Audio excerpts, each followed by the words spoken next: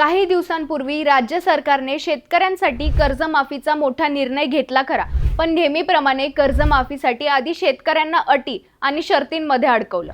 सरकारने शेतकऱ्यांच्या कर्जमाफीसाठी अटी घालण्यावरून विरोधक रान पेटवणार हे नक्की होतं आणि तसंच झालंय। शरद पवार गटाचे आमदार रोहित पवार यांनी सरसकट कर्जमाफीसाठी अन्नत्याग आंदोलन आजपासून पंढरपुरात सुरू केलंय। शेतकऱ्यांवर कर्जमाफीच्या नावाखाली लादलेल्या अटी काढाव्यात आणि त्यांना कोणत्याही अटींशिवाय कर्जमाफी द्यावी ही मागणी रोहित पवारांनी केली आहे। आता रोहित पवारांच्या पंढरपुरातल्या या आंदोलनाला पोलिसांची अधिकृत परवानगी मिळाली नाही, पण तरीही ते आंदोलनाला बसलेत।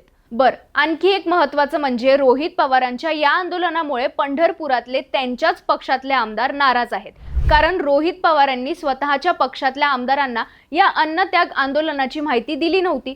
त्यामुळे पुन्हा शरद पवारांच्या राष्ट्रवादीतील विसंवाद चव्हाट्यावर आलाय। आता उरला प्रश्न रोहित पवार यांच्या अन्नत्याग आंदोलनाला सरकार सिरियसली घेणार का आणि सरसकट कर्जमाफी करणार का, तर याची शक्यता फारच कमी आहे।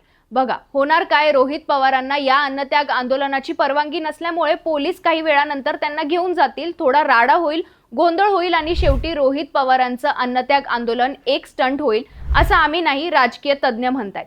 बाकी तुम्हाला काय वाटतं, रोहित पवारांचं शेतकऱ्यांसाठीचं हे अन्नत्याग आंदोलन स्टंट आहे की जेन्युइन आंदोलन आहे? तुमचं मत कमेंटमध्ये नक्की सांगा आणि अशाच माहितीपूर्ण व्हिडिओसाठी ऑनलाईन नेताला पटकन फॉलो करा।